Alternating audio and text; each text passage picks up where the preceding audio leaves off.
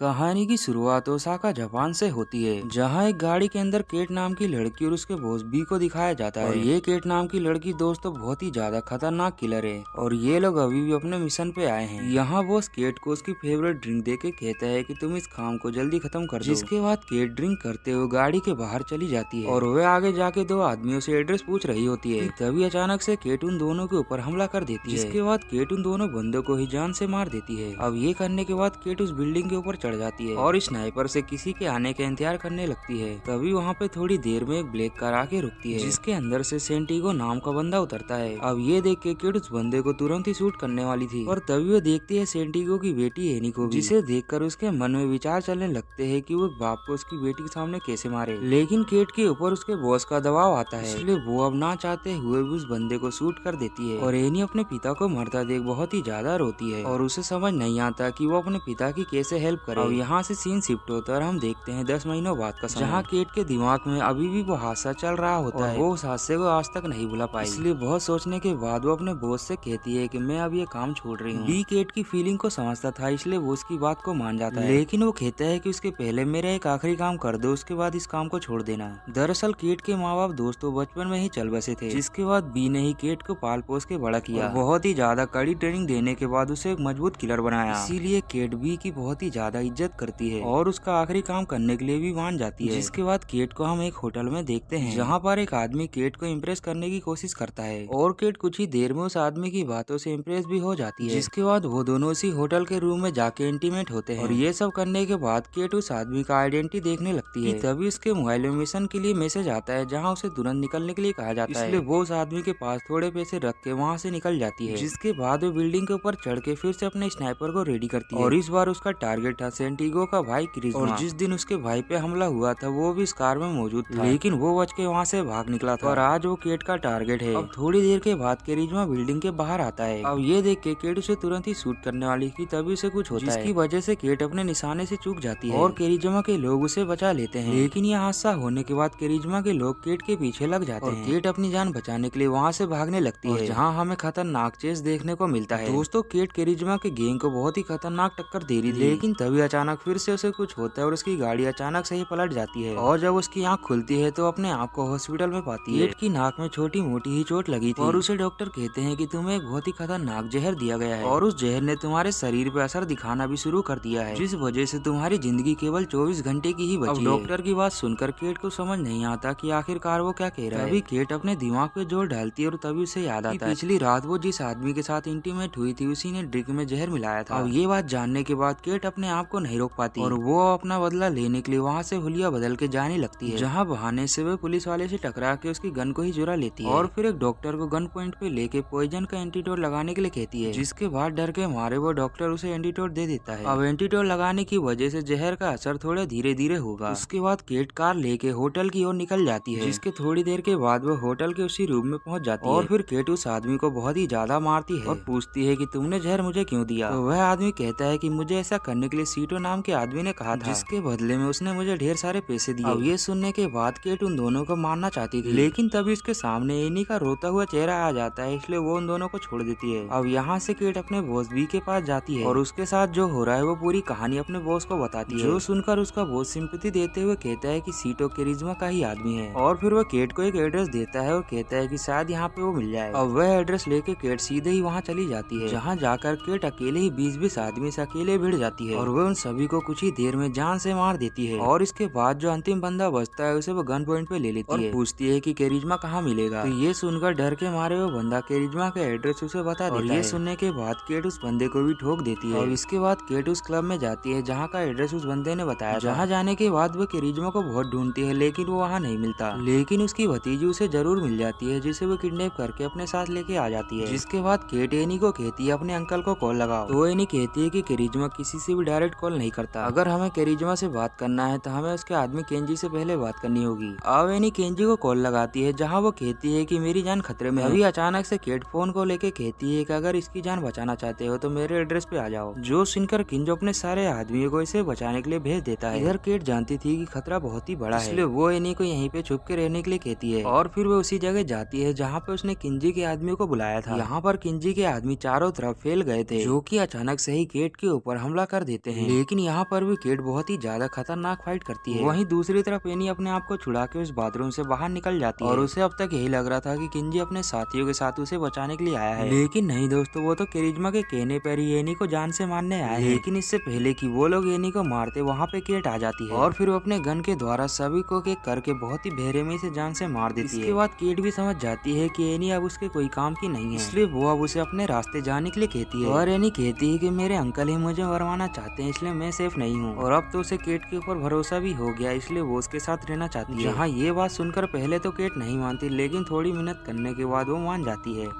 इसके बाद ये लोग जब बात कर रहे होते हैं कि तभी एनी कहती है कि केंजी दरअसल एक गे होता है और वो ये जानती है कि उसका बॉयफ्रेंड कहाँ रहता है, हम लोग चाहे तो वहाँ जाके चेक कर सकते हैं। अब इसके बाद एनी केंजी के बॉयफ्रेंड का पता बता देती है और फिर ये दोनों अंदर घुसने के लिए एक नाटक करते हैं, जहाँ एनी खुद को ऐसा दिखाती है कि कोई इसे मारना चाहता है। और जितनी देर में ये सब देख के गार्ड समझ पाते उतनी देर में वहाँ पे केट भी आ जाती है, जिसके बाद केट केंजी के बॉयफ्रेंड से पूछती है कि वो कहाँ है, लेकिन वो बंदा उसे कुछ भी नहीं बताता। और फिर यहाँ पे शुरू होता है मौत का तांडव, जिसमें केंजी का बॉयफ्रेंड भी बहुत ही खतरनाक फाइट लड़ता है। और एक समय ऐसा आता है कि वो केट को लगभग मारने वाला था, पर तभी केट की जान बचाने के लिए एनी हाथ में गन उठा लेती है और फिर वह अचानक से ही मौका पाके उस बंदे को शूट करके जान से मार देती है। और पहली बार हत्या करके एनी को काफी ज्यादा बुरा लग रहा था और जैसे तैसे केट उसे शांत करती है। इसके बाद उस बंदे के मोबाइल से इन्हें पता चलता है कि करिश्मा दरअसल अभी कहाँ है, इसीलिए वो लोग अब बिना समय गवाए उसे मारने के लिए निकल जाते हैं। लेकिन वहाँ पहुँचने के बाद केट एनी को कहती है कि तुम यहीं रुको, अब आगे का मैं ही संभालूंगी क्योंकि आगे बहुत ही खतरा है। और जब केट घर के अंदर जाती है तो देखती है कि वहाँ पे करिश्मा अकेला बैठा होता है और वह केट को देख के कहता है कि भले ही आज तुम मुझे मारने आई, लेकिन हम दोनों को ही धोखा दिया गया है। और इसके बाद वह केट के बॉस बी और केंजी के बीच हुए बात की फोटोज दिखाता है, जहाँ वो कहता है कि केंजी मेरे पूरे परिवार को मारना चाहता है, इसीलिए उसने मौका पाके मेरे बड़े भाई को मरवा दिया, जिसके बाद उसने मेरी भतीजी को भी मुझसे दूर रखा और मुझे उससे मिलने नहीं दिया गया क्योंकि मैं उससे बेहद ही प्यार करता था। अब ये सच जानने के बाद केट करिश्मा को सूट नहीं करती। दूसरी तरफ हम देखते हैं एनी को, जहाँ पे केट का बॉस उससे मिलने के लिए आता है और मिस्टर बी एनी को बता देता है कि उसके पिता को मारने वाला और कोई नहीं बल्कि केट ही है, जो सुनकर एनी को विश्वास नहीं होता और मिस्टर बी से सबूत दिखाता है कि किस तरह तुम्हारे पिता को मारा गया। अब जैसे ही केट उस घर से बाहर निकलती है तभी वो देखती है मिस्टर बी को, जो देखकर अब समझ जाती है कि उसने एनी को सारी सच्चाई बता दी है। अब ये समझ जाने के बाद केट एनी को सॉरी भी कहती है और फिलहाल एनी बहुत ही ज्यादा गुस्से में होती है, इसलिए वो उसकी बात नहीं सुनती और वह केट को अचानक से ही गन से शूट कर देती है। और अच्छी बात तो ये होती है कि बुलेट केट को छू के वहाँ से चली गई होती है और वह फिलहाल बेहोश हो गई थी। इसके बाद एनी मिस्टर बी के साथ वहाँ से चली जाती है। यहाँ केट को बेहोशी की हालत में विजन आता है कि बचपन में जब उसके माता पिता मर गए थे तब मिस्टर बी उसे यहाँ से लेके गया था, फिर उसने सालों तक उसे खतरनाक ट्रेनिंग दी और जब उसकी ट्रेनिंग खत्म हो गई तो उसने अपने फायदे के लिए उसे यूज किया और बिल्कुल केट की तरह आज वो फिर से एनी को लेके गया है। अब ये सब सोच के अचानक से केट को होश आ जाता है और वह तुरंत ही एनी को बचाने के लिए निकल जाती है। इधर मिस्टर भी एनी को लेके केंजी के पास पहुंच जाता है,